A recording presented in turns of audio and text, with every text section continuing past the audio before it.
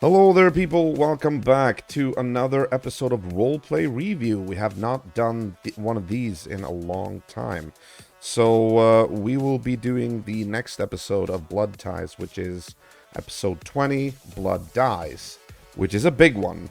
This is one of the better episodes I managed to construct during me and Medi's sojourn on Survivalists RP. Excuse me. Fresh, really fresh. We will be checking that one out, and just for a recap, me, Robin Burley, and Maddie, Rory Burley, we have gotten back to our old homestead, and we've had some adventures. We've made enemies, we've made friends, and we've found our cousin Dexter Burley, called Dex, or Koala. And since then, we've actually lost contact with him. We don't know where he went. He disappeared somewhere up by Sanctuary. Not that I ever believed that the Sanctuary people actually would kidnap him or anything like that. But yeah, we don't know where he is. In the meantime, the Pathfinders, our old enemies, seem to have disappeared. Their old base in Cushville was completely deserted. So we pretty much went in there like a couple of scavengers and looted the place and got some good stuff. And we just basically went in and went out. You know, just cleaned it out. It was pretty cleaned out actually already, but when we got there. But yeah. And last episode, of course, we met Bastion and Harold, who's the leader of Bastion. Bastion was a really friendly faction, and he told us a lot about the surrounding lands and the people and the story. Harold kind of eventually, like, he becomes sort of like your grandpa that loves bringing up like all the lore and background story and what's gone before you came to the server, you know. So he's actually kind of interesting to listen to, but he can drag on a little bit too long as well. Eventually you'll be like, oh, come on, get to the point, because he loves going through like everything in detail. But yeah, let me see if I can bring up the episode here. Screen capture, yes, very good. Display capture and webcam, yeah, okay. Let's do this. Rock and roll. All right, so please feel free to tell me if there's any problems with the stream, any volume issues, any visual issues, or anything like that. Feedback is always much appreciated. So let's get going and into episode 20. Here we go.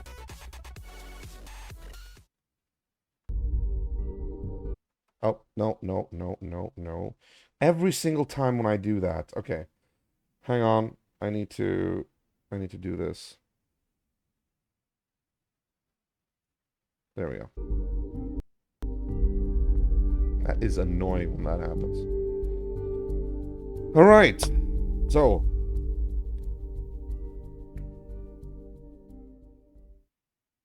I wish Medi was here so I could actually talk to him in chat and we could discuss this. Blood ties. Maybe I need to adjust the volume. Alrighty. Time to go see what this gear can do. It's just a small recon. Just a small recon thing, but still.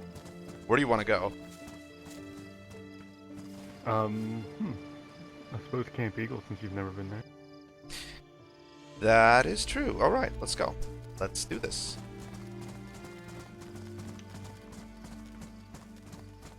Trying out the new gear. How was your sleep? My sleep was adequate. How about yours? Not too bad, not too bad.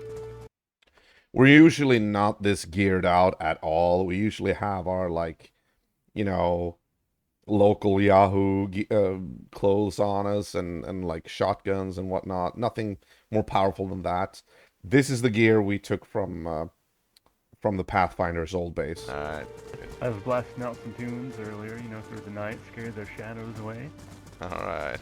That's Some, awesome. some heavy metal. Oh. That actually sounded like That it was a came heavy from gun. Camp Eagle.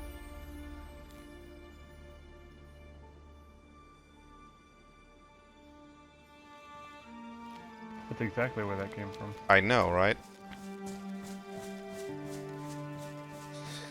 We're slightly paranoid because of the things we've learned lately, especially with Warlock. Episode 20. Blood Dies. I wanted to have a better title for episode 20, but it was just, it was so fitting. The series is called Blood Ties, and then for what actually happens in this episode, yeah, this was the only thing I could, like, think of. But it's very, like, spoilery I had in a finally way. decided to take Clarabelle with me for a shakedown cruise to Camp Eagle. Clarabelle is the assault rifle that I'm carrying, which is the only piece of equipment here that I actually bought from the traders up north at Portland. All the other gear was taken from Pathfinder's old base. It felt right and proper, especially considering we'd just heard gunshots in the distance. This day, both me and my brother had decided to wear special ops gear that we had salvaged from the derelict Cushville base.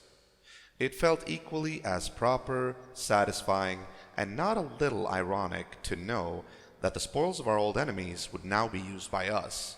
The very equipment that had served to spread terror around the Southlands was now being used to safeguard some of its people. Weird that we didn't hear more gunshots. That would have attracted a lot of zombies. I know. Also, mill zombies are gonna be really aggressive. That's what's weird about it. There's only like 3 or 4 shots. Yeah. Hang on. I actually realized I need to change the category. I hate when the category is not accurate. I'm going to change it to roleplay review. There we go. Okay, done. So if anybody's seeing the incorrect category, just refresh the browser and it should show up as DayZ. There's no, to my knowledge, there's no, like, proper roleplay category. Maybe that would, like, elicit types of roleplay that should not be on here. But you know what I mean, like. Okay, let's continue. Alright, you know where this is, so you guide me. You take point.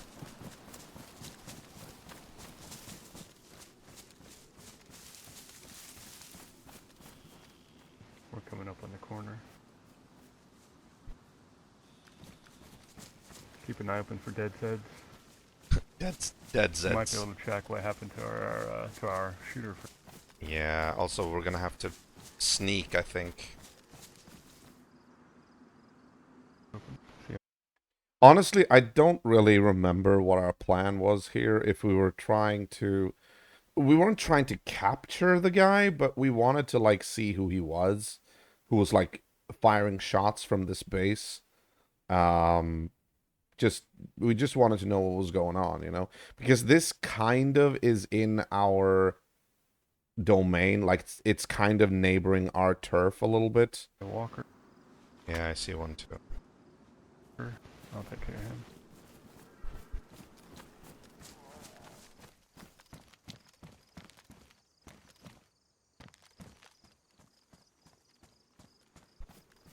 My guess is he fired to attract the zombies, and then he lured them into a place and locked them up. Yeah. I'm gonna go check the prison building here. Alright. I'll go for the barracks. And I'm a little bit sloppy here.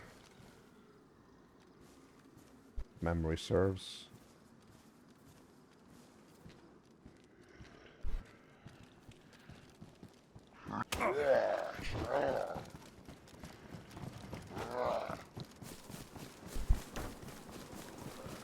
Yeah, I got hit by one, but I'm okay. I found emptied ammo boxes, like paper, on the floor in the place, so that guy's still here, or he's pretty fresh here. Gotcha.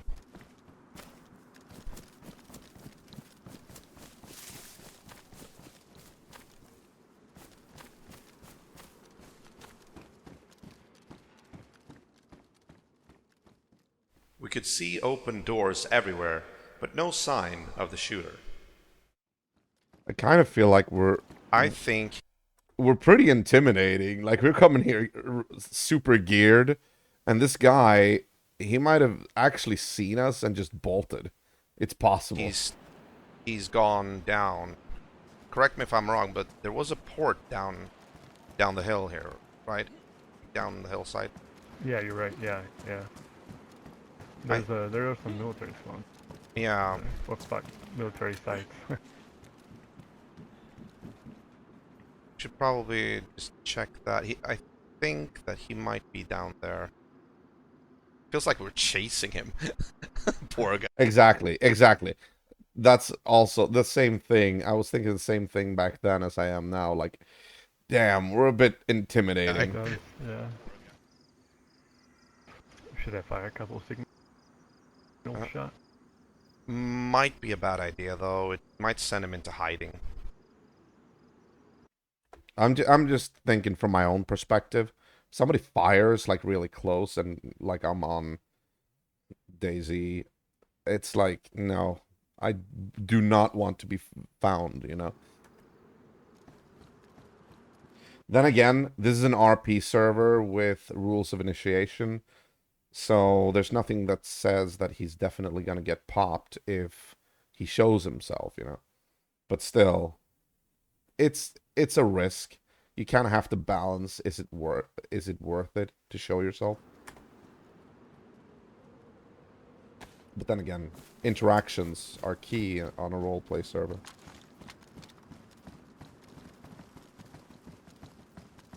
Alright, should you go right and I go left?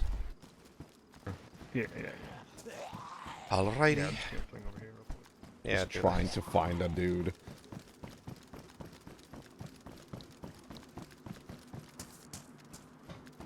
Hello? Anybody here? We called this South Starter, whereas the island with Oceanville was referred to as North Starter, or just Starter in general. Of course, this was just Burlese slang for our home islands. The official names of the islands kind of eluded us. While Camp Bear was a fairly frequented military location, as it was situated just north of our homestead, Camp Eagle, at least to me, was a somewhat unknown area of interest. I figured that the factions of both New Haven and the Eden Republic both made regular trips to the camp, just like others, and even my own family, from time to time. But even though the chemical plant where I'd worked at for a long time was located just around the corner from the base, I had never really had any business being over here before the fall. Even after civilization had fallen, Camp Eagle was much more frequented by unknowns because of its somewhat central location in the middle between the Starter Islands as well as the Midland Waste region of the south. So I tended to stay away as a precaution. Reasonable thinking. Did you check the ship? Nope. I was thinking that's the only place we haven't checked yet, and I'm finding open doors everywhere. Yeah, he was here. There's a flat pack bed on the ground over there. Alright, let's check out the ship as well. It's possible he came ashore here and then went, checked out Camp Eagle and then went north. Why are we so after this guy? I feel so sorry for him. And I can't remember why we were so keen on trying to find this guy. So maybe Camp Bear. Possibly.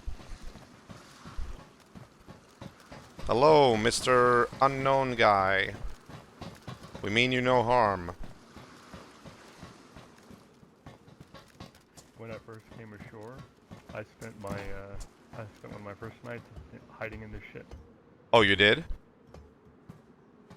Yep. In this ship? Yep. There was a number of guys that were in like going through the crates on the dock. Oh. I was kind of scared, so I stood here and I was watching them with night vision, with night vision binoculars. That's interesting. I wonder, okay, like out of character, we're talking like strictly like gameplay wise. I wonder how Medi got a hold of night vision binoculars or night vision goggles that early. Like if he's talking about like when he showed up, like the first time he played here and we were like, trying to coordinate where we were going to meet up and all that.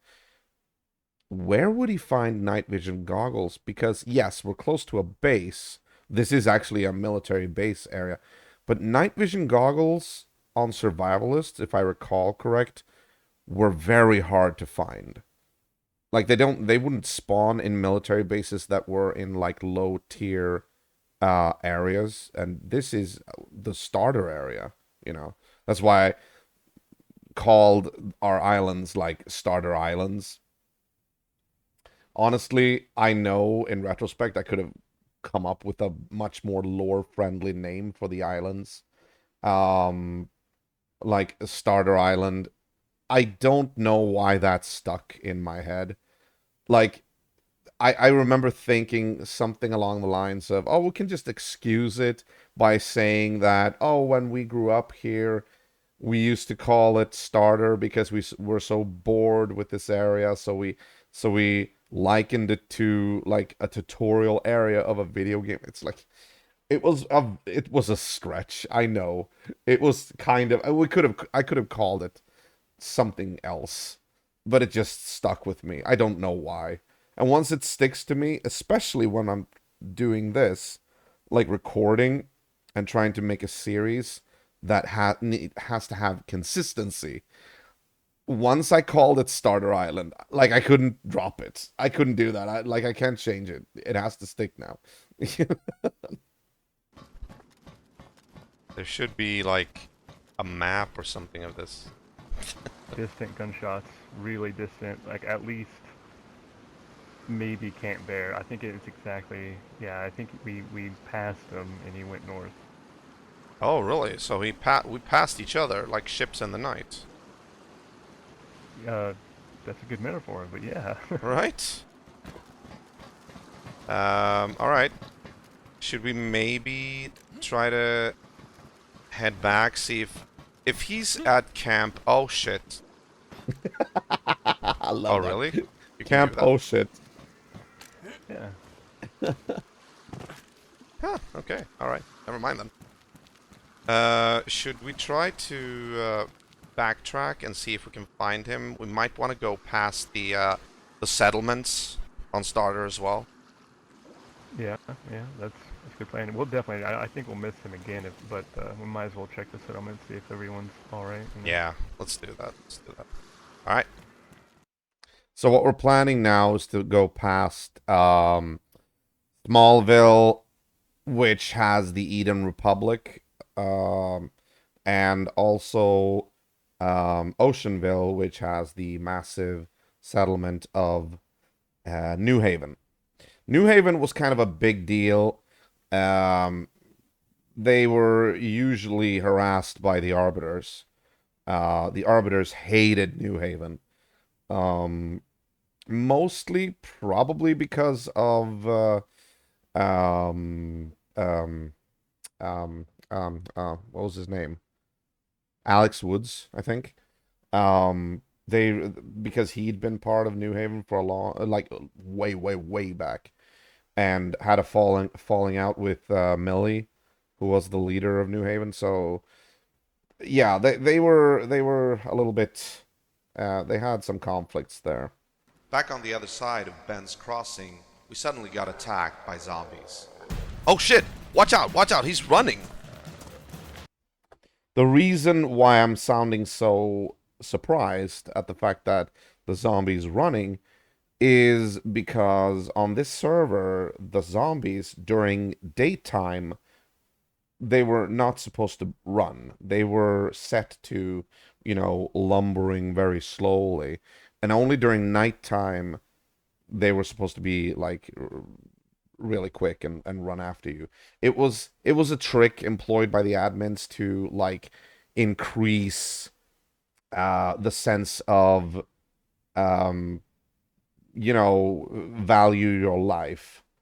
And like during nighttime, nighttime excursions were to be discouraged in that way. Um, for some reason here though, the police zombies are running. And I don't really know I don't remember if they'd actually adjusted the zombies like that, if the admins had done that, or if it was like something that had been included with a game update or something. I don't remember, but yeah, this was a surprise to us. Oh, sorry. What the hell? What the hell? Our police also...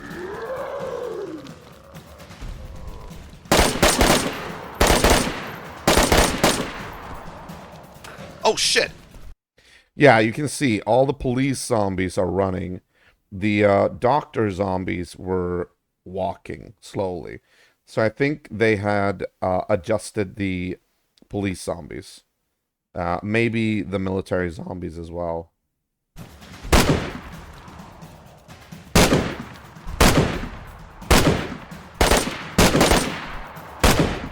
Jesus.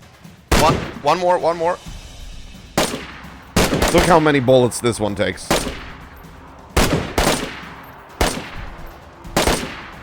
Look how many bullets. What the fuck? Whoa! Oh shit! Shit! Keep moving again. Holy crap! Okay, I need to bandage.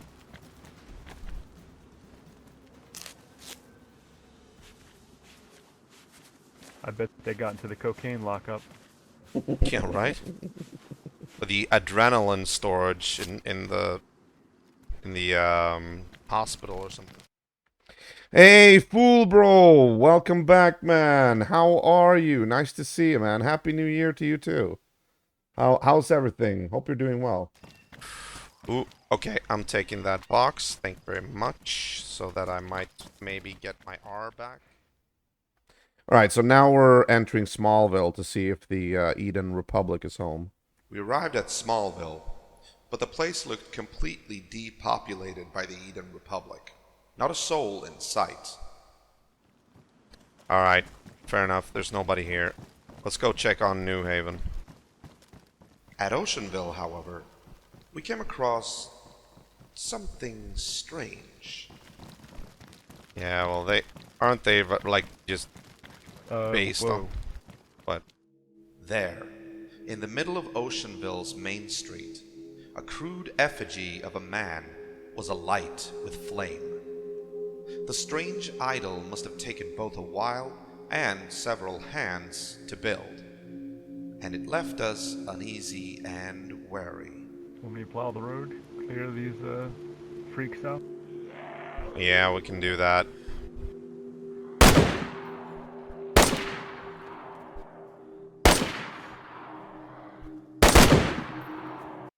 See, these civilians, they're just walking around, so they haven't been adjusted either. How was your New Year's Eve, Fool Bro? Everything good?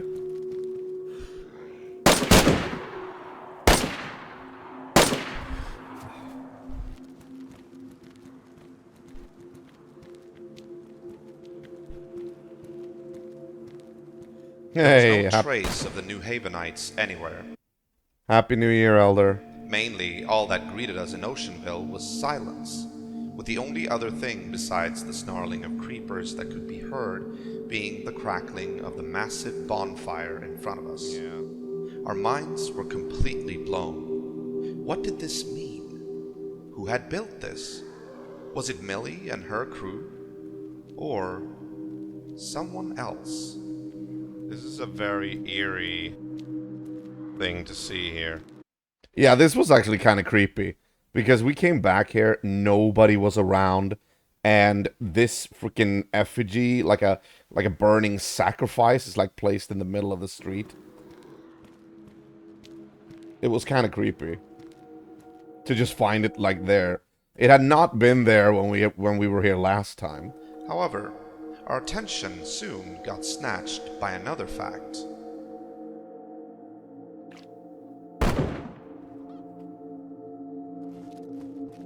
Bro. Yep. Oh crap. Their base is left wide open. The old supermarket, which New Haven had used as a massive storage facility, had been left wide open. Another fact which we didn't know what to make of, but we weren't exactly gonna say no to free supplies.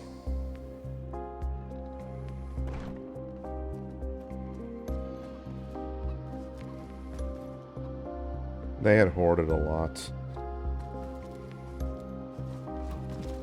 You know what? This feels like a trap. Yeah.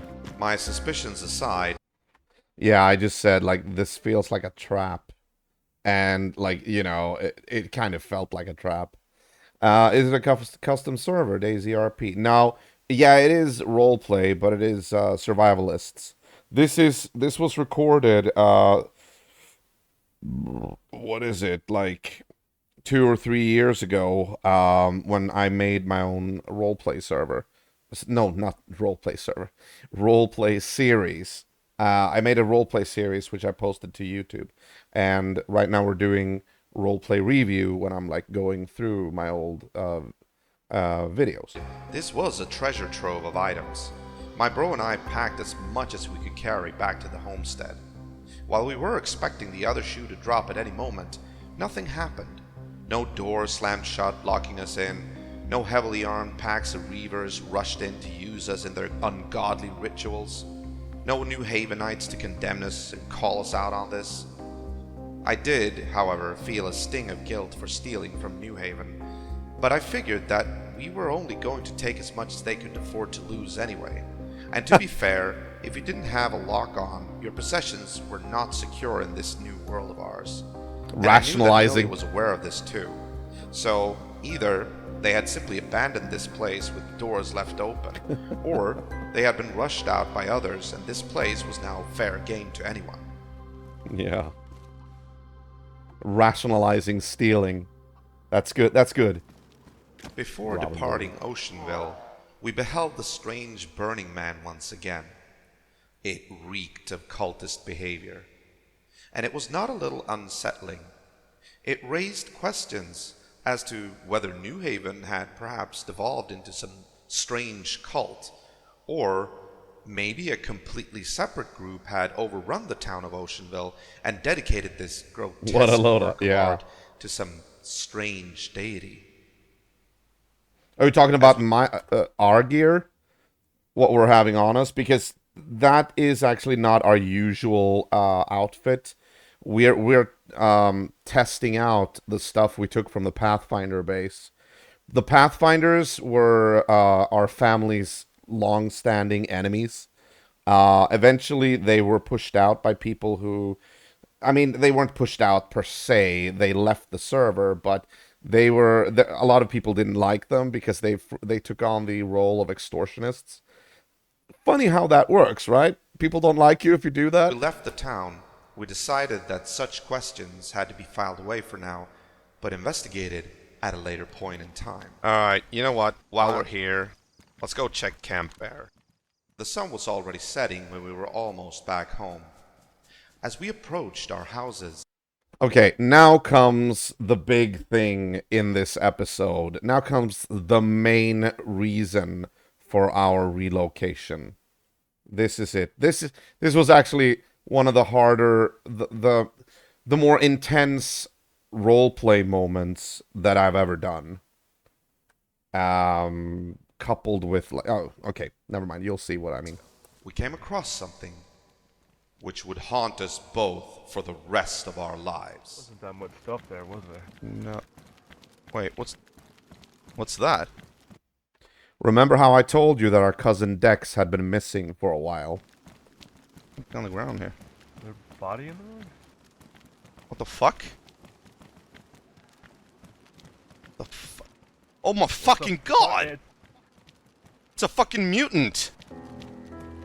What the fuck is it doing here? What? It talked.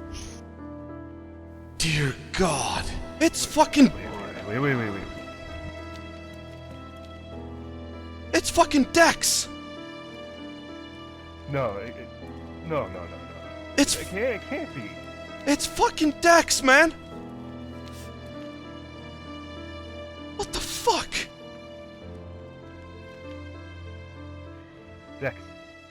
Dex. Say something, man!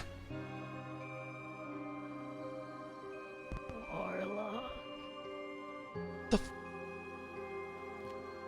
What?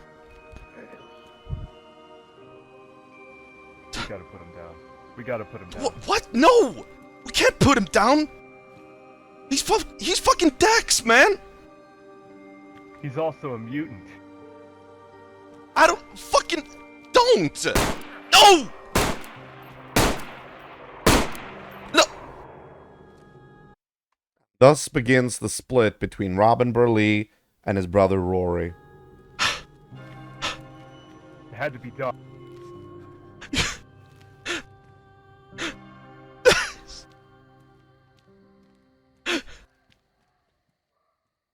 And just like that, our teenage cousin, Jimmy Jack's son, was gone. Wait! Wait, bro! I found a note on Dex's body, and I called Rory's attention to it.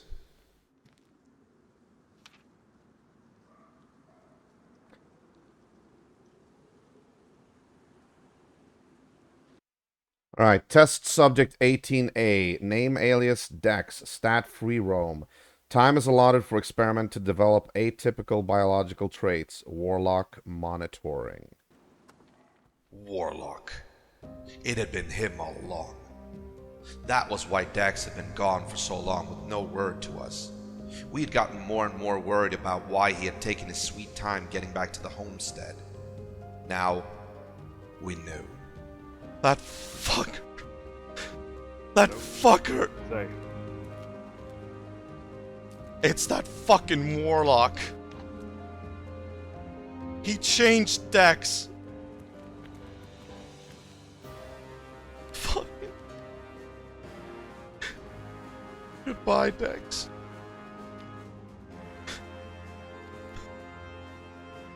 it had to be done.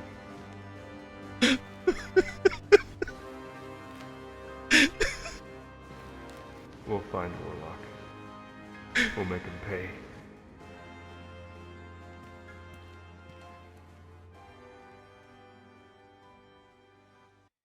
Now keep in mind, Warlock was the big bad on this server.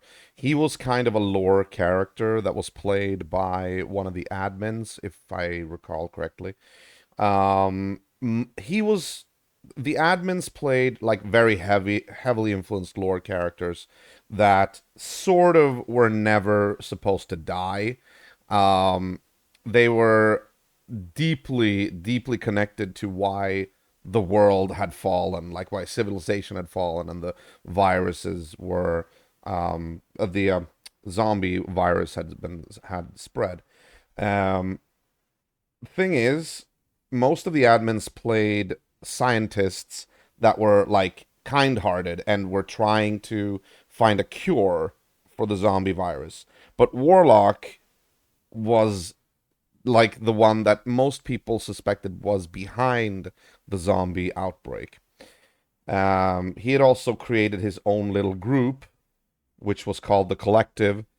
Like they would go on to like really promote the mutation process, like grab your destiny by your hand and like like help us create a new tomorrow with mutations, so it's actually kind of cool that we got an inroad into actually becoming a part of the overarching server lore. Ooh, it's kind of cool, actually. All right, now comes my nightmare thing.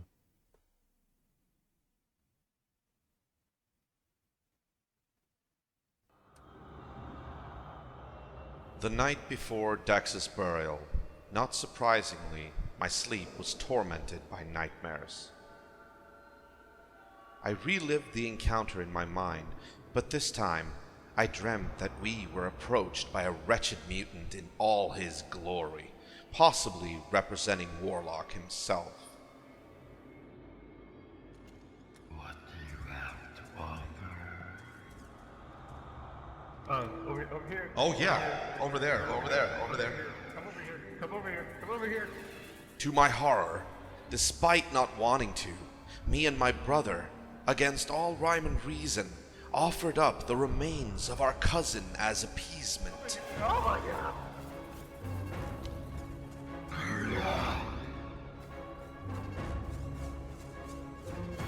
Yeah, those mutants were really, really scary. Robin, get that now. Yeah. Get his side. Yeah, all right. Holy fucking shit, man.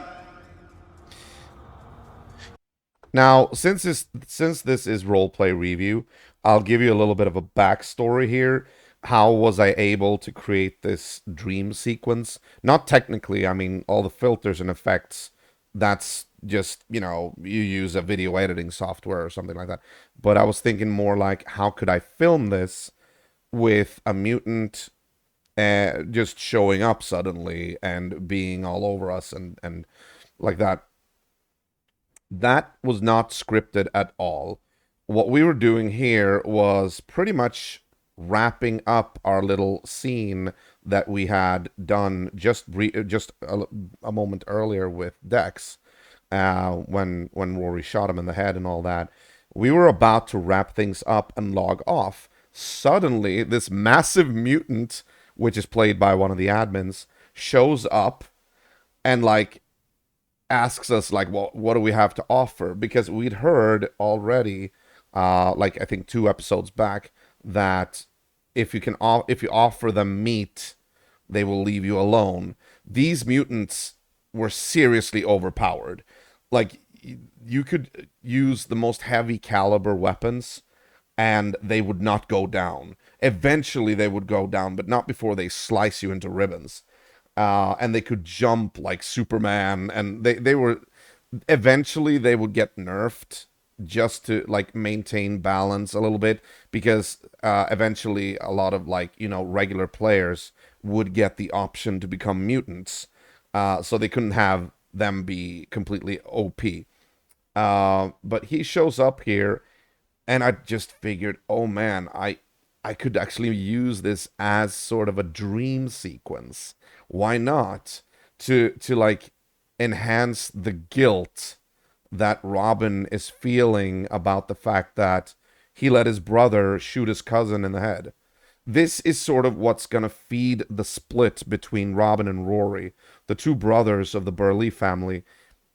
It's going to be very subtle, but eventually there's going to be like growing resentment from Robin, and Rory is also going to deal with the fact that he kind of hates himself for shooting Dex in the head. Um, yeah, Nightbot no like swearing. Well, he didn't. Yeah, exactly. Yeah. Well, sorry about that, fool, bro.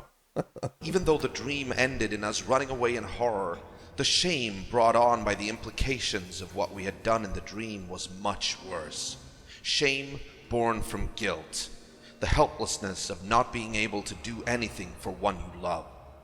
It was Ma and Pa all over again.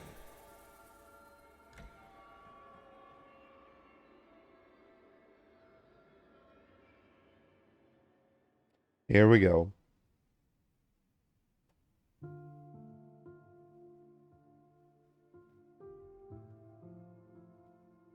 This is probably the most emotional moment in the entire series.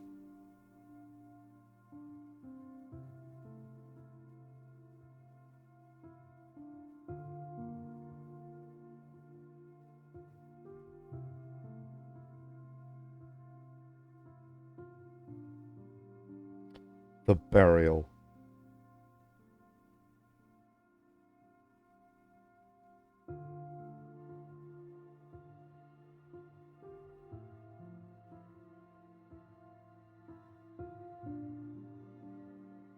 Man, me and Maddie, we planned this out so much. Like, what angles should I record from? What should, like, it was really cool. We did something good here. Dex was gone. In the middle of it all, it was hard to take in. It was even harder to take in that it was my own brother who had done it. I knew why he had done it, of course. He'd seen it as the only possible recourse to something which he found irrevocably altered. In his mind, he considered it a mercy. I was still not sure. Whenever I tried to justify the deed, all I could see was Dex's face in front of me. Not the face of what he had turned into, but the 16-year-old, so full of life and hope for the future. All I could ever see was Rory blowing apart that head, that face. He never even had a chance at a real life. I did what I had to do. Rory, of course. Yeah, I'm not thinks blaming you. Thinks I'm accusing him. He's already I suppose accusing it had to be himself, done, but it was Dex. Oh, how's it going? My name's Dexter. You get me? Don't do that. Jesus fucking Christ, this kid is gonna get shot.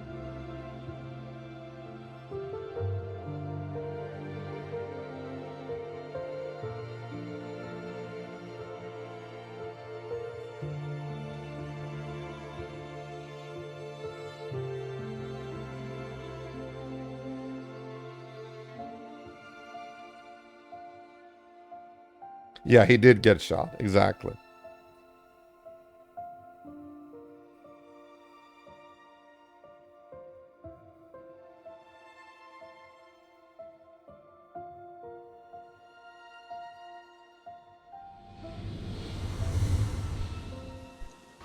Better to be dead than to live like that.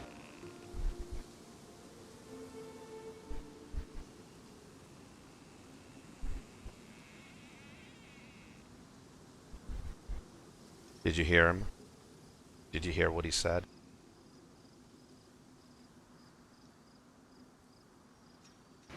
Warlock. Yeah. You know what this means.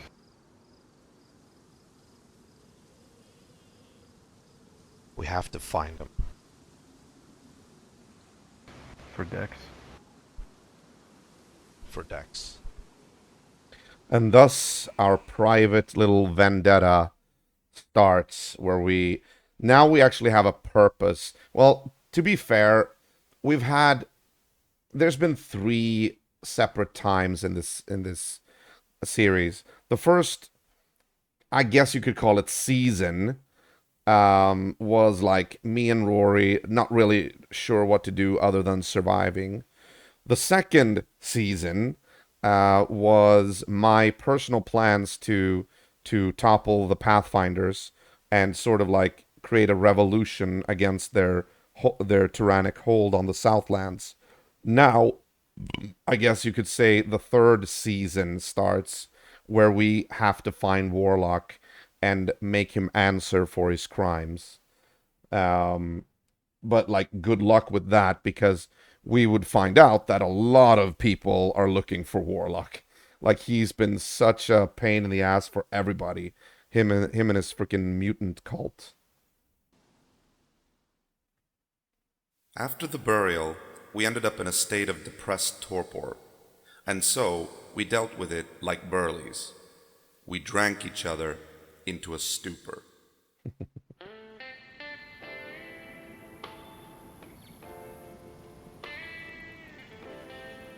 Our moods were grim. Things had changed. Some of those changes had been severely traumatizing.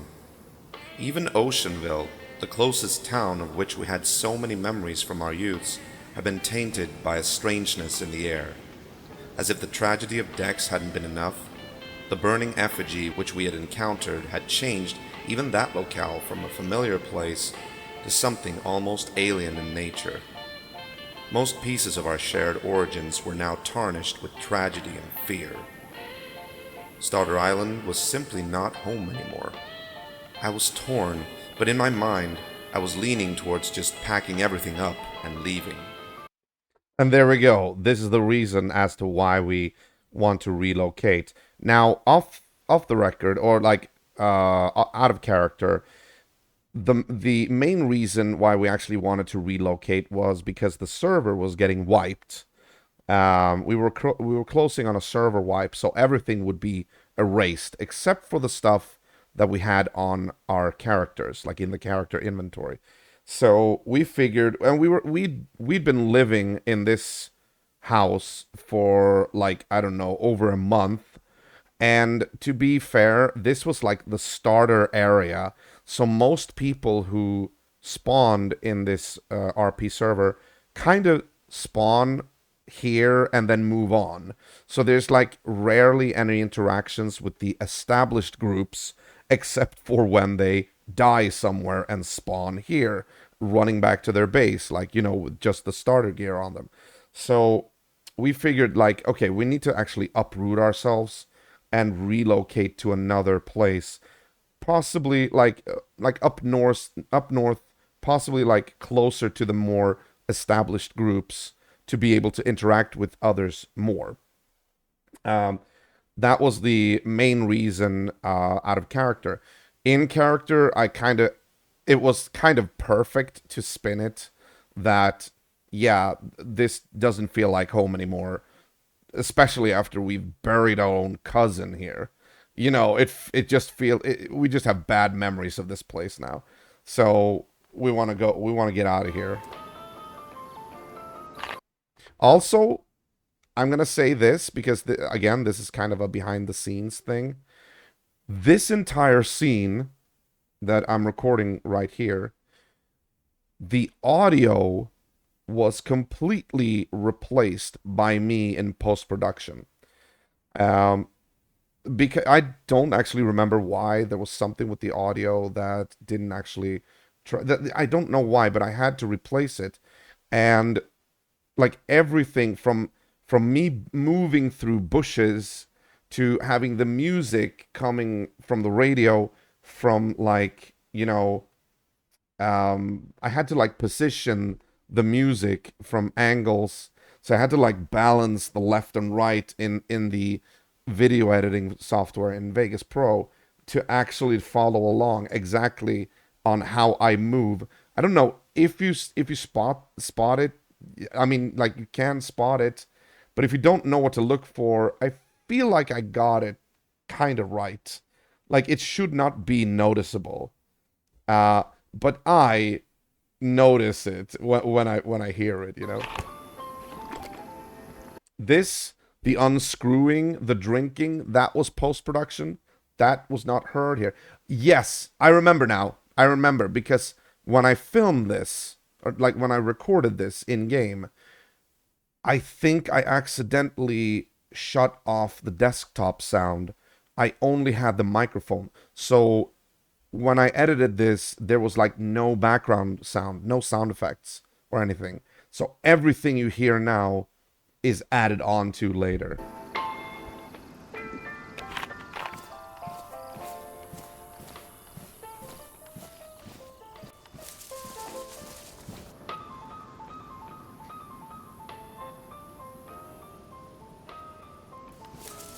See, music coming from the right.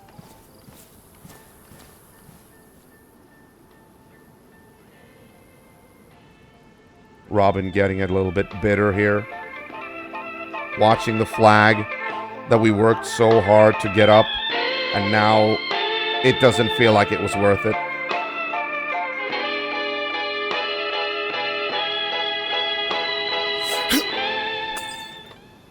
That little glass shattering, that was also post-production, obviously. That doesn't actually make that sound in this game. Here's the thing. I don't know if I want to stay here anymore.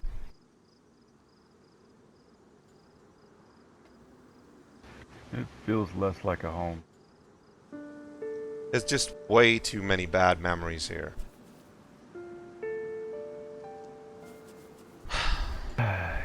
Yeah. It was actually perfectly timed as well that we got a purpose to try and find Warlock, hunt him down. That sort of spurred it in character to getting us out of here and actually find more people. Yeah, I get it. Generally, there's a lot more people up north. Yeah. Exactly. much thicker. Yeah, you know, it's probably our best. I love Rory's t-shirt with the unicorn on it. Our best option. It's probably the only way we're gonna find the fucker. Yeah.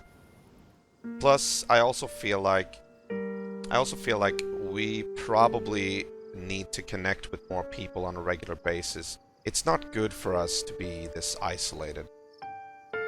Even though this was our home once upon a time. It's gonna be strange saying goodbye, but I think it would be best. Yeah, this was literally our family's house. Like, in character, we decided that this house was actually our, where we lived, where we grew up and all that. So that's why it's kind of sentimental now. And a bit hard to leave it. Yeah. When do you wanna head out? When do you wanna leave? I'm thinking we should probably dismantle this place, or at least get as many tools and things we can get. Also from your house and Dex's. Yeah. Oh yeah, once we're gone, it's not gonna take long for the vultures to pick through everything anyway. Yeah, I know. But to be fair as well, the wipe wasn't that far away either. I think it was like maybe a week or something away. Maybe not even a week. So I don't think many people got a lot of stuff from this place. Fucking Yeah. Fuck that. Warlock. What the fuck did he do to our cousin? I know what I'm gonna do to him.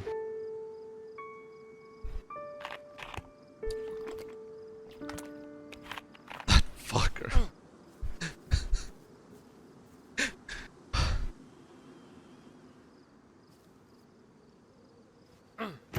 Motherfucker. I know when Maddie watched this the first time around and he heard the glass bottle make that bonk sound and then shatter on the ground. He laughed. I remember it was so much fun to hear him laugh because it was like, it should have shattered on the wall, but it didn't. Just check it out. Motherfucker.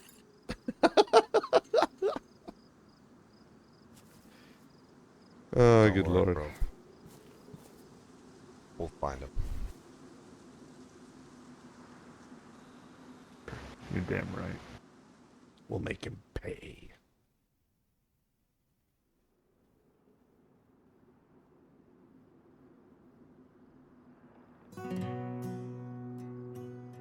Time to shave.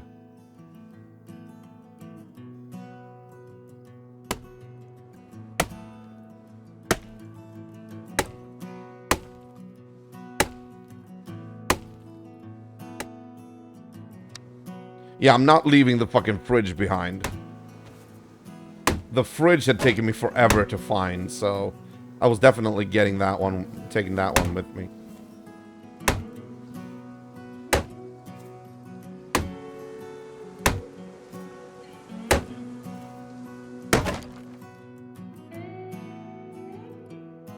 All right, so those were the refrigerator magnets I had found, and it was actually Rory who started putting up the Burley surname like that, just to sort of like put our name on the house. And once he'd moved out, I added Robin because Robin Burley, that's my character, just to signify that I was the only one who was staying in this house.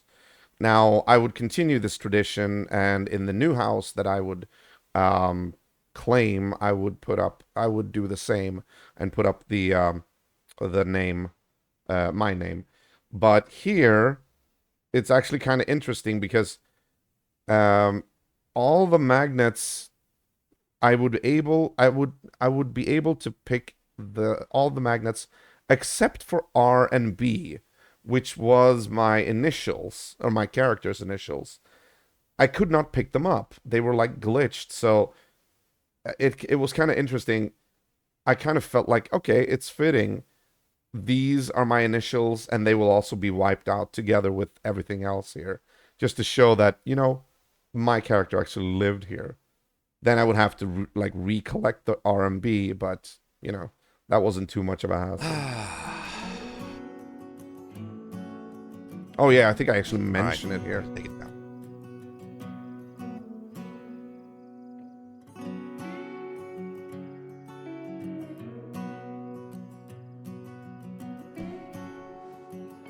Okay, this is interesting. I actually can't remove the B and R. Everything else I could remove, but interesting though. They're gonna remain here until Oblivion hits, signifying that Robin Burley was here. My initial. How fitting. By the way, the surname Burley just came to me when we created the idea of the family. Burley came just came to me. I don't know why, but I do know where it came from. And it is actually in one of the Simpsons episodes. Marge is fascinated with, like, you know, the soaking effect of a particular brand of toilet paper. And that brand is called Burley, like Burley toilet paper or something like that. And the name just stuck with me, and that is kind of where the Burley name came from. So now you know that as well. Um, Initially, that's like where I heard it. When I thought of it here, I didn't actually reflect on where I got it from, but it felt like natural to just use that because Burley was like a pretty interesting name. So, and I was pretty sure that nobody else had picked that either. So yeah.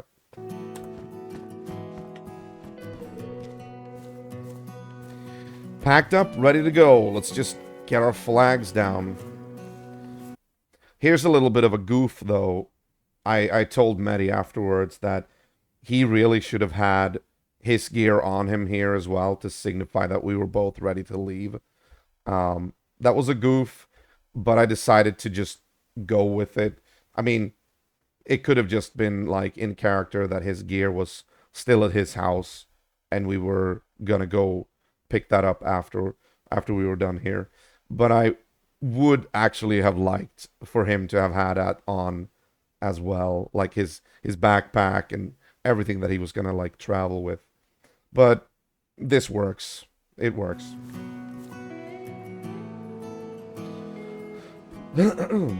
Just time to lower the flag.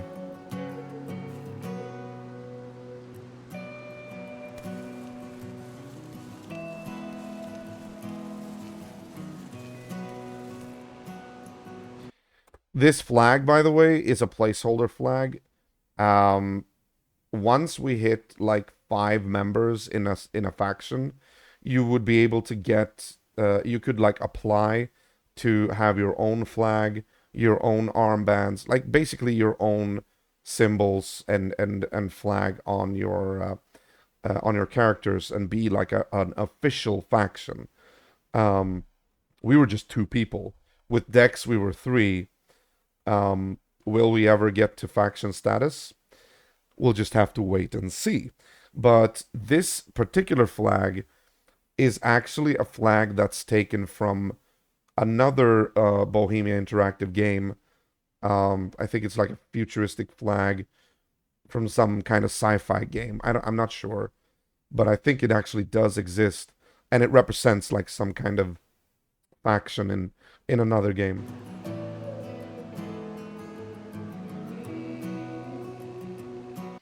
Hey, Farty! Yeah, we did bolt gun. You're late. Though to be fair, I did actually only do 1 level because I wasn't feeling it tonight. And everything was just the same. Like the freaking corridors were like winding everywhere, and I was getting lost everywhere. And I didn't mention that is enough almost to like just it turns me off on the game, you know? Like it's really annoying. I just wish there was some kind of map, you know? But we did make it through another level. So the next level will be or the next time we progress is going to be next Monday. But welcome, man. Nice to see you. Well, I guess that's it.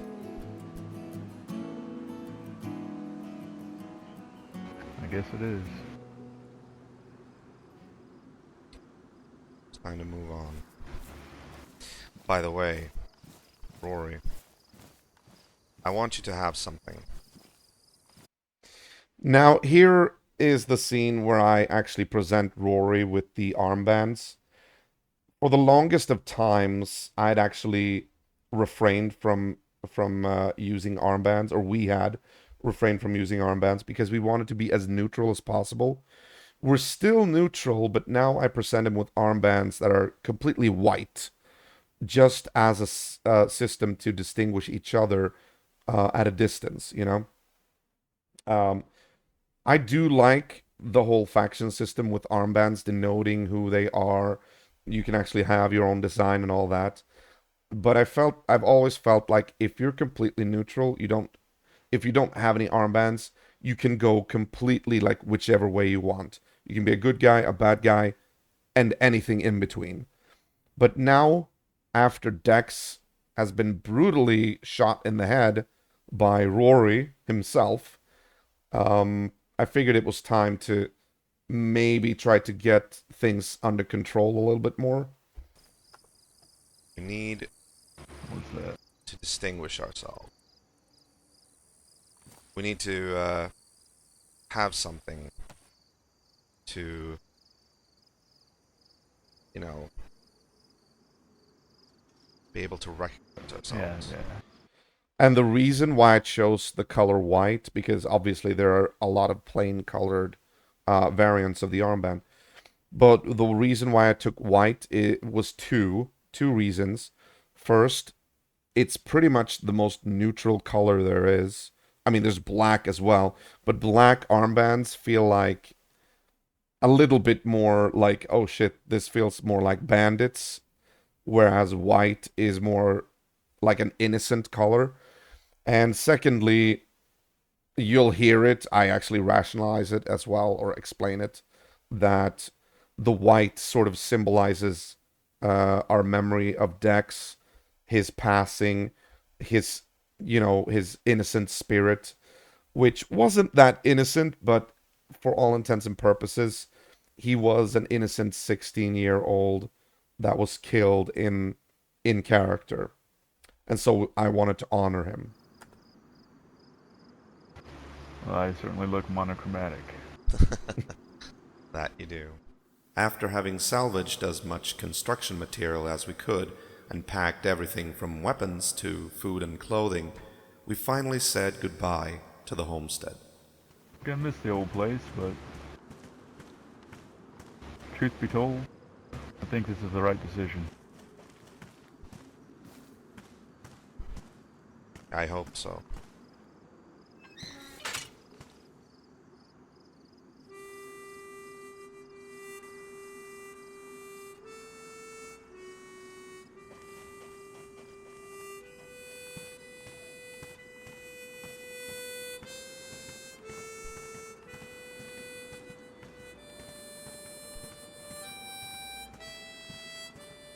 Very somber moment.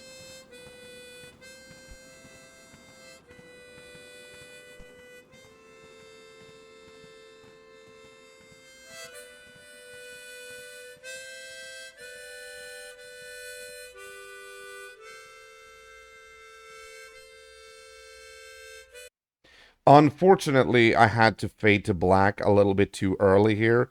I wanted the song to keep going and the fade to last a little bit longer. The problem is I turned around and we started running back and you know, we kind of went out of character too quickly here. So we'll just have to like imagine them keep walking until yeah, until the song stops. Or transfers into another song, actually. This is also supposed to... I mean, this could be construed as paying homage to... or homage to the time that has been, you know? Like the sun sets on the time at the homestead. And so we're on the road. It felt good being on the road. We needed a clean slate. Leaving it all behind was a breath of fresh air, and our white armbands seemed to be brimming with hope, lighting our way to a new tomorrow. I'm trying so desperately to make it sound poetic. I had chosen the simple white color in honor of the memory Yeah, there of you go. Dex. Though he'd been an unruly little shit, his spirit had been honest and pure. And it was this that I'd chosen to commemorate.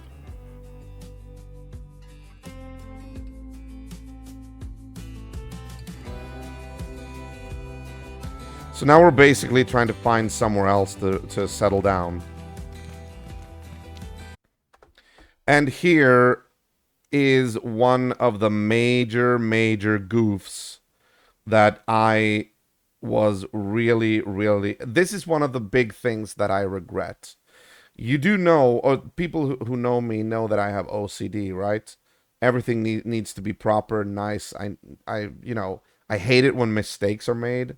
Especially like, well, at least when I make them and I can like call them out. You can actually see the goof right here. In character, me and Rory, we're now looking for a place to live, a new place to live, a new place to settle down. Meaning we have no idea if here at the intersection, if we're gonna go left or right. However, from the markers on the overworld, you can clearly see that it says Burley Family Relocation Site, like right over here. I kick myself. I've kicked myself so many times from not... There's a simple button press. If you press the K, all the notations will like disappear. I wish I'd done that, but because that kind of breaks immersion a little bit. But if I keep telling myself that people probably won't notice that, you know? Yeah, exactly. My immersion. So I kind of like kick myself over that. But if you can look past that, then yeah, because here we're like, which way should we go? You know? You know what? We should probably check this road. It leads to Solitary Island Peninsula. What do you think? Oh, that's so I'm annoying. thinking that in all those old stories, people always made deals with the devil at crossroads. But yeah, let's go that way. Alright, yeah. Why not? We know pretty much what's up that road. Up that road is Sandy Bay, territory of Sanctuary. Also, the turf of the Arbiters, which... we're still not trusting the Arbiters at this point. Let's check this road. This road leads straight to Duskar, or New Duskar, actually, which we will realize in this episode, in fact, that they have rebranded themselves. They're under new management, and we will actually be positioning ourselves fairly close, like pretty much on the doorstep of that settlement. So we wanted to find more people and settle where there was like a larger population. Well, congratulations, you certainly did it, because our location is going to be like really the reason as to why a lot of things are going to happen, like in our backyard, pretty much. Yeah, I know, Pretty Farty. much free agents right now. We can settle wherever we want. And this will be a little bit out of the way for other people, I think. Yeah, definitely.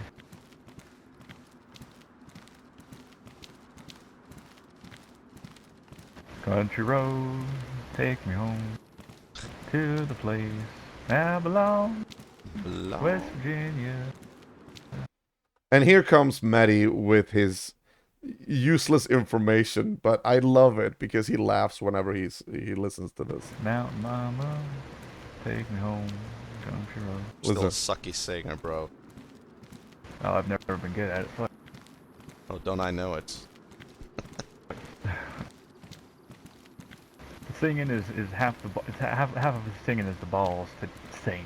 To actually other dare half to is- do it. Yeah, I know. Yeah. And the other half is not sucking.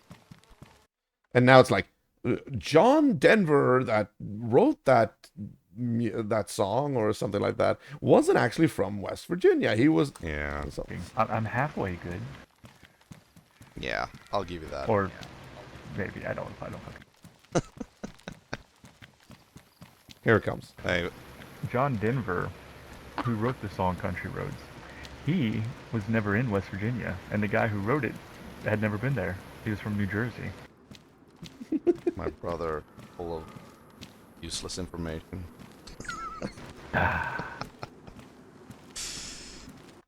Actually, I said that just for like, the scene, but unofficially or like off the record, I love when Mehdi does that because it gives him like sort of a quirk, Well, actually, bro, I'm actually proud of you for being this educated. Yeah, I had to dial it down a little bit and actually commend him for it, like boost him a little bit for it. I don't know. I just watched Jeopardy a lot, or I did rather. Yeah. I wonder if Alex Trebek is a zombie. I wonder if Alex Trebek is a zombie. Great way to like keep on the, go into the music montage.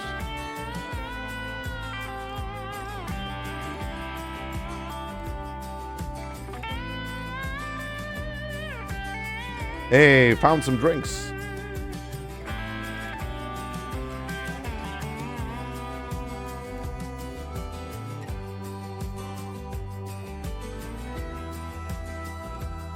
There we go. We'd almost reached the end of the peninsula. Look at this. Now I've actually shut off the notations on the overworld. So annoying. Oldfield, when something compelled us to take a breather. That very thing would prove to be what we had been looking for.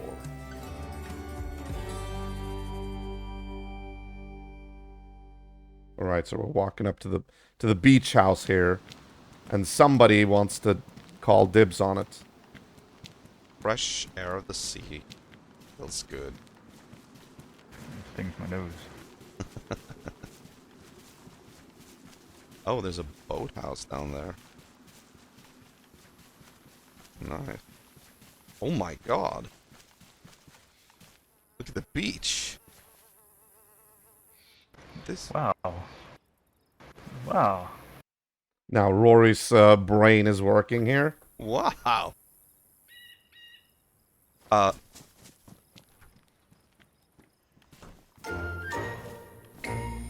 I call dibs. This is mine. Fuck's sake. I love it. I love it. I never want to let go of it. It's mine. Wow, you really got a bargain here. This is fucking beachfront property right here.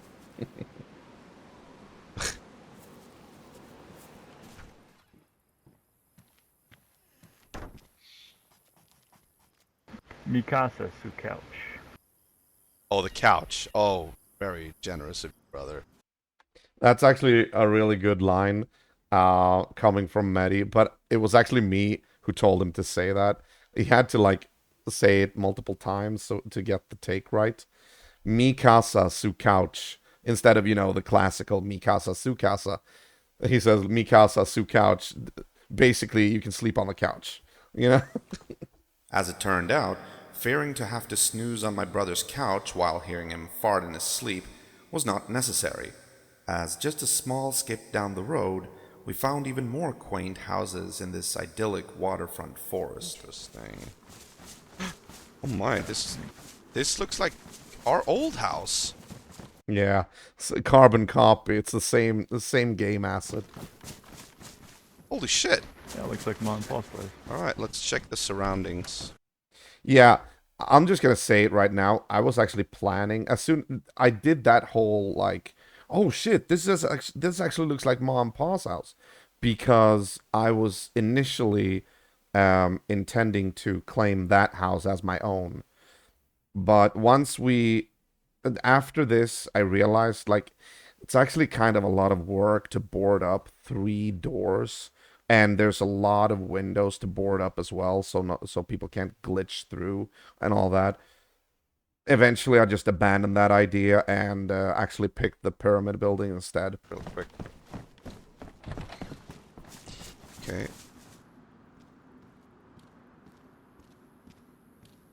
Here's also a little funny issue.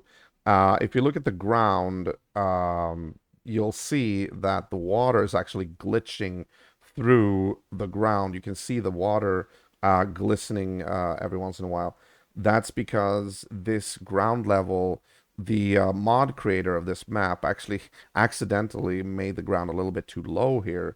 So the water is actually coming through here. That, I think, has been changed in the most recent map of Deer Isle. This is an interesting place, and it's like, close to the sea, close to Duskar. Okay, for some reason you can't actually see the water now, but you could see it before if you go back here. Holy shit! Here, you see it there, yeah. This is an interesting place, and it's like, close to the sea, close to Duskar. We actually do have close to like other people who settle here. That's to the left here. That's the pyramid building. That's eventually going to become my building. Got some storage, got some homes, got another home here, Yeah. couple homes. Here's what I'm thinking. We should probably barricade one of the houses, though, first. And let's just, like, coordinate and put everything there. And then we can, like, branch out as we get more stuff. Yeah. We labored hard into the very evening. As I came back from having scouted out the peninsula for the first time and taking in our new surroundings, I could hear Rory talk to some new people who had rolled up on the one house which would serve as a temporary location to secure our stuff while we looked for more code locks. By the way, if you're being confused with the names, Rory is the name of the character. That's like my brother. Mehdi is the guy who plays Rory. Mehdi is sort of a nickname for Matthew. So Mehdi is the real guy. Rory is his character. Just for clarification, Actually, Hey, I Robin. think that's one of them. And then my character, of course, is Robin. Hey, Robin. Hey, what's going on? I was just passing by. Oh, okay. Yeah, these guys don't look threatening or anything. Military gear. Military gear is always like something that, you know, makes you think twice. You know, like just be a little bit cautious. And these guys are from New Duskar. New Duskar. Yeah, Let me check we're that growing. armband. Ooh. New Duskar. Okay. Apparently, a new order had arisen up at Duskar, calling themselves New Duskar. Very imaginative. Okay, enough with the sassiness, Ego. Seriously. They had supposedly done away with the old leadership and Very imaginative. established a new order, which, as it turned out, was pretty much the same as the old one, i.e., recruit people, form a community, and establish a system of trade and security for their citizens. The difference here being that they were now flying pink armbands instead of green ones. Go figure. Oh my god, so sassy. I had to wonder if Motormouth Or snarky or whatever. Matrix was still around. I didn't know these guys, but as welcome wagons come, Honestly, though, I'll just say that the snarkiness here was not like a genuine, you know, negative take on these guys as role players. This was supposed to symbolize like Robin, the characters, like, you know, just disbelief at the lack of imagination, or like he's becoming a little bit more disillusioned and thinking that, you know, people people change, people move around, the names change, but pretty much the development cycle always remain the same. He's like starting to get jaded. Like really, like, okay, you guys are trying to build something, that's great. You're like the 10th group that's trying to build something in that spot. You know, like that's his way of thinking. Genuinely, or generally, when you're hearing the monologue, it's Robin's thoughts, not, you know, Ego's the creator, but like it's the character's thoughts. Just wanted to clarify that as well, you know. Another thing that I wanted to point out, this is one of the few times when Medi forgot to actually add his eye patch, because we had like sort of a deal that he was always supposed to wear the eye patch because that was a lore thing for his character. His character had had his eye gouged out on the mainland, so he was really good at actually remembering to always using the eye patch. But one or two places in the series, he actually doesn't have the eye patch, and that annoyed me to no end. I know Medi got fed up with it and kind of like got sick of me being such a stickler for details, and that's fair enough. That I totally give him that. It was just that I was like really trying to create this with a sense of consistency. Um, and so here is one of those times when he forgot the eye patch. But in his defense, he's actually wearing sort of a mask right now. So you can't really see if he has an eye patch right now. You really have to look hard here to see. It's very hard to discern right now. So this is not like, you know, immersion breaking or anything. There is a place where it is kind of immersion breaking, but I tried to save it as best as I could, and it's in the very, very last episode. Um, but there are stuff that happens in the very last episode which kind of smooths things over a little bit, but generally, like, I would have preferred for him to actually still have the eye patch at at the point in that episode. But it kind of worked out anyway. So there was nothing like that, nothing that broke the immersion too much. But yeah, I suppose they acquitted themselves. I mean, here you can basically see that he has two eyes, but we're trying to like, hopefully, like not pull attention to that. I mean, now I can do it because this is, like I said, this is a behind the scenes thing. But in the general episodes, which are in their own playlist on YouTube, like I'm hoping people don't notice it, you know. Amicably. Me over to Duskar. people from Celtic could leave and Duskar. There's plenty of them here. There's Oh. Liam, Yeah, they're set Bishop, back up in New Deskar. Killian, Hunter. I think they're still waiting for the leader, but Alright. they're So we were planning, we have actually moved over here from East Island, so we're gonna be... Notice I said East Island now.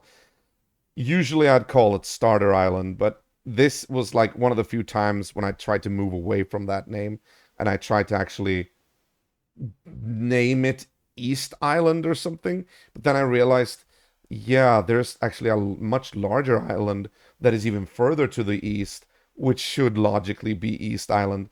So then I just dropped it and I went with Starter. You know, there was nothing to it. What I should have called it was just, you know, Oceanville Island or something like that.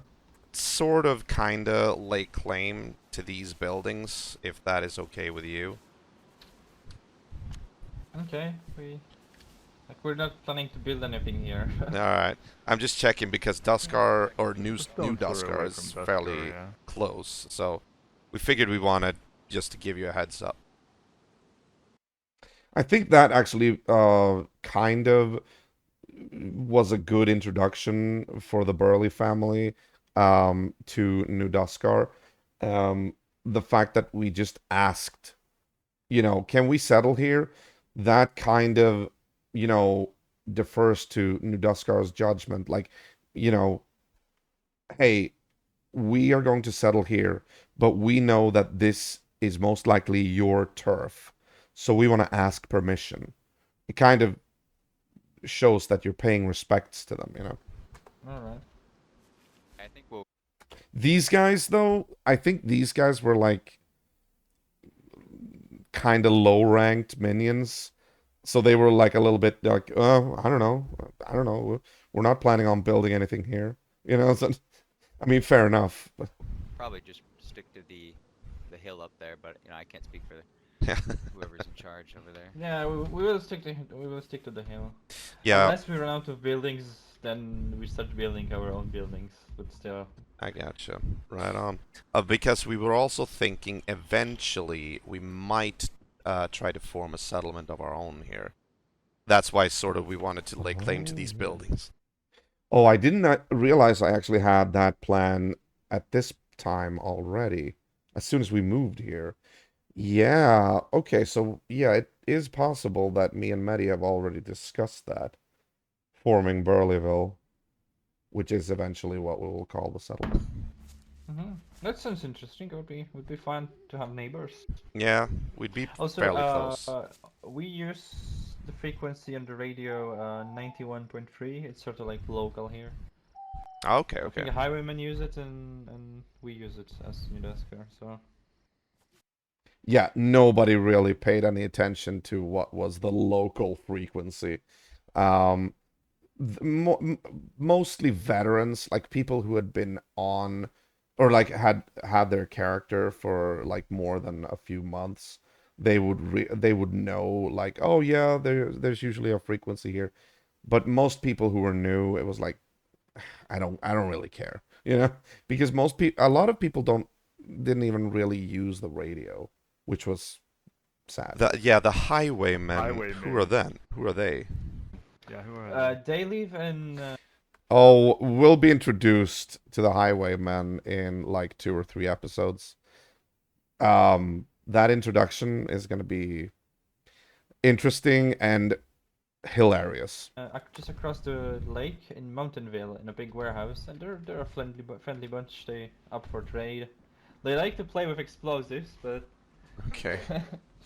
they often get I'd say injured by with a their name own like stuff. Highwaymen, it Exactly. Like, they might be doing a whole I was gonna Yeah. say, interesting name they picked. And their leader, Jones, was just such a crazy guy, but he was, yeah, episode 23 is like, it's named Banana Man. That alone should tell you. They're a pretty fun bunch. Picture yourself bunch of goofy sheriffs from the Wild West. That's So what is what's your name? Or your names? Mine is James. James James. and I'm Polly. Polly. Yeah. Yep. Like Sopranos Polly. Okay, cool. Well, nice to meet you. Honestly, on this server, and I think this might be true for a lot of roleplay servers, but at least on this server, there were so many Jameses and there were so many Michaels.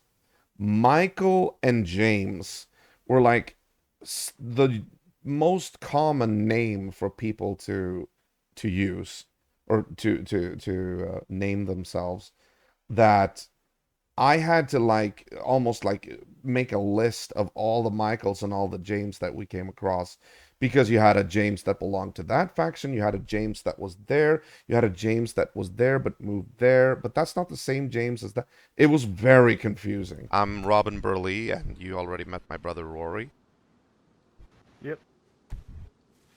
Wait, They gave me food, so they're good in my book. I was thinking James. You're not that James. Exactly. Case in motherfucking point. Who were with New Haven, right? No. Okay. Boy. That's Anyway, not me. James. All right. There's plenty of Jameses out there. Yeah, just wanted to check. So what are you guys up to now? We were just headed to the west to loot some stuff. You know what? Next time I roleplay someone, I'm gonna name myself Amos. I'm gonna name myself Amos. That name has a real, gut punch to it. Amos. Oh, Pretty okay. much. Oh, very nice. Very nice. Yeah, we're probably gonna be looking around for building supplies and stuff like that as well, so we'll probably run into you from time to time. Alright. I recommend going east as well, because there's a bunch of towns up there and not many people, so plenty of stuff to take. Oh, you mean Waldeboro? No, just directly to the east, behind Duskar. Monteville, Eastbrook, Fairfield. Holy shit! Those are... However it had happened, Yeah, this was actually interesting. All of these settlements that you see here on the map, like before the wipe, there was nothing here.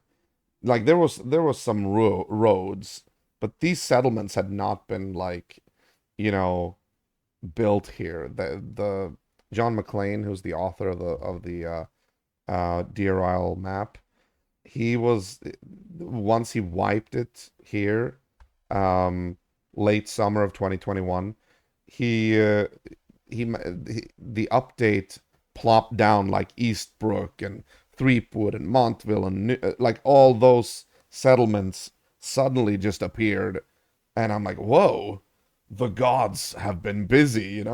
the map was suddenly inscribed with new locations. It was as if the holy god Benny himself had reached down and created new towns and buildings all across this Deer Isle area. Yeah, Benny is actually his real name, but his, like, online name is John McLean.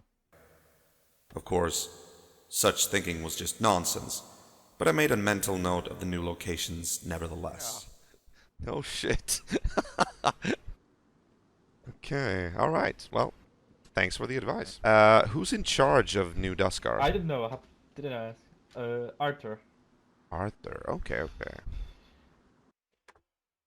Arthur, the character in charge of New Duskar. I could not understand his speech. For real. He was like, well, turned out that was not them.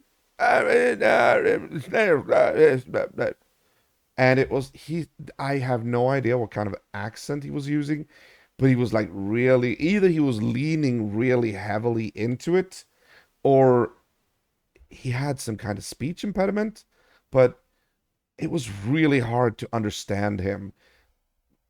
And case in point, I actually never met him ever, but I heard his voice, like when we were up in New Duskar, I could hear his voice when he was talking to others, and I heard him once over the radio, which will also be in a future episode.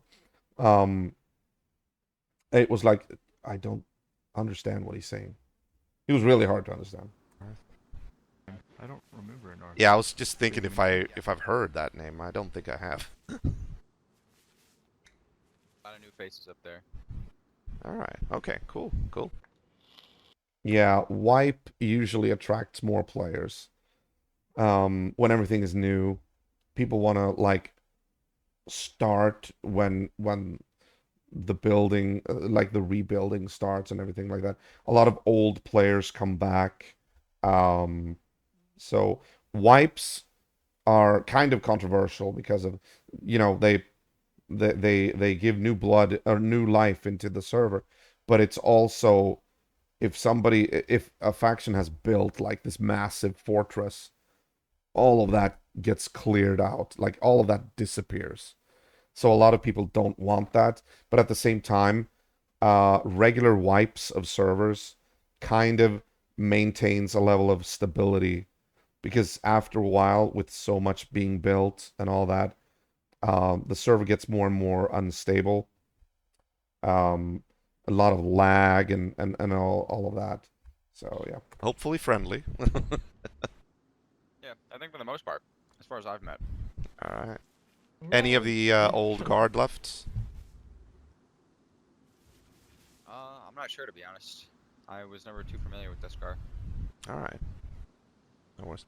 It's gonna be strange to see, you know, the purple armbands and think Duskar or New Duskar because I'm so familiar with the green ones.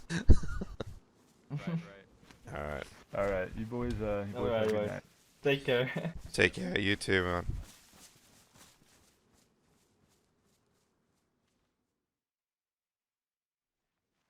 Yo, bro, what the fuck are you doing in my tent, man? I got some space in here for you.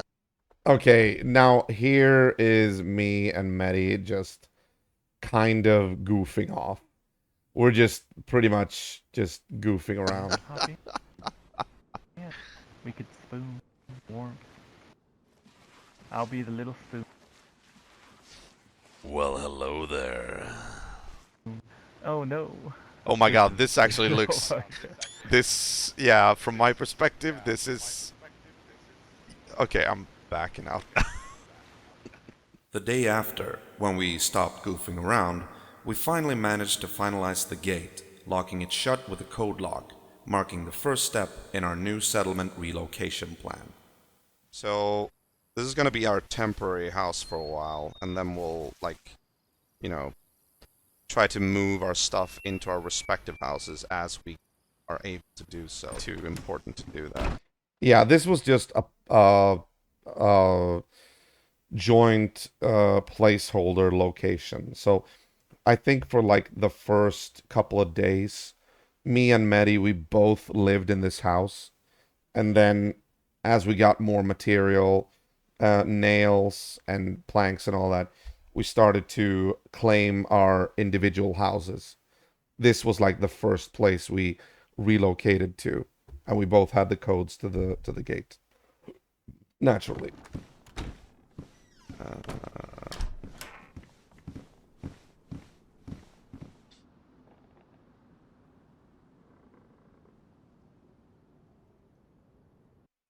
Now, as you can see, you can see there are like, we've put up wall frames like right over here over the windows. The wall frames are put in place to prevent anyone from glitching into our base. Because in DayZ, you can actually do that. There's some way you can, some windows you can glitch through. So you always want to board up your windows. These wall frames are not boarded up. They're not filled in with planks, but that doesn't matter because the frame is enough to keep people out. They can't go through the frame. And it's good as well because then you can also still look out through the window instead of like not being able to see what's outside. It was a tight fit, but it was necessary. A lot had happened the last couple of days, and we hadn't even had the time to sort out our feelings. We just kept on going, like Dad had taught us. I used to be so concerned with everything.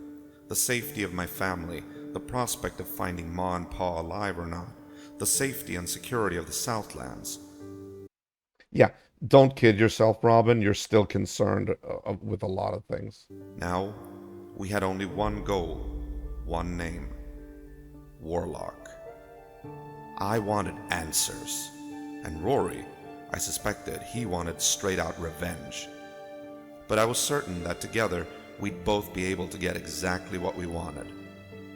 But to get there, we needed to find the bastard, and thus the decision had been reached to leave for more northern lands in order to be closer to the areas which held the most activity by survivors. Some in that bunch of disparate groups might just know something. It was just as well.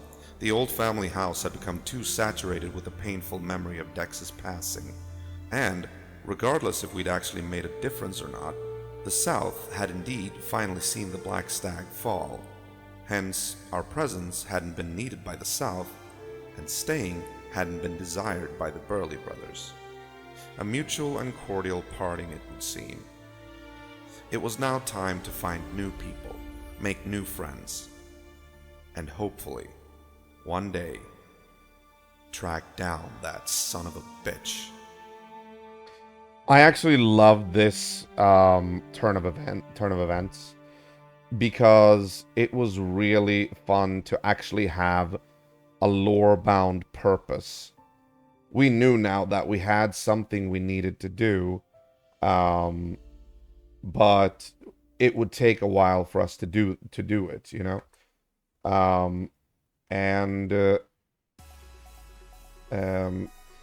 That was what I always want. Like, you know, with the games like, for instance, Fallout or Skyrim, such games, I usually try to do like a lot of side quests while I'm doing the main quests as well.